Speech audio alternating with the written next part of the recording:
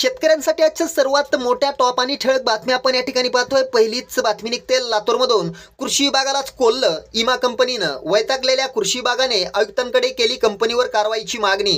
पुढली मोठी बातमी निघते हिंगोलीमधून। 38,482 शेतकऱ्यांनी ई-केवायसी न केल्यामुळे 21 कोटी रुपये नुकसान भरपाई पडून।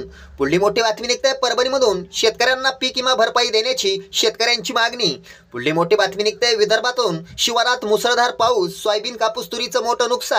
पुढली मोठी बातमी निघते परभणीमधून। ढगफुटी सदृश्य पाऊस, गोदा पट्टा जलमय, पिके पाण्याखाली, प्रचंड नुकसान। पुढली मोठी बातमी निघते यवतमाळमधून। शासनाचे शेतकऱ्यांकडे दुर्लक्ष, शेतकऱ्यांनी केवायसी करूनही शासनाकडून मदत नाहीच, शेतकरी अडचणीत। पुढली मोठी बातमी निघते रविकांत तुपकरांची पक्षातून हकालपट्टी, स्वाभिमानी शेतकरी संघटनेची कारवाई।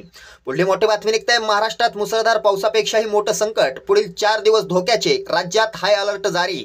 पुढली मोठी बातमी निघते शेतकऱ्यांना लक्ष्मी मातेची कृपा, शेतकऱ्यांसाठी अतिशय आनंदाची वार्ता, नुकसानग्रस्त शेतकऱ्यांना मिळणार 1700 कोटींची भरपाई, मुख्यमंत्री शिंदे यांची घोषणा। शेतकऱ्यांसाठी या होत्या सर्वात मोठ्या टॉप आणि ठळक बातम्या। धन्यवाद।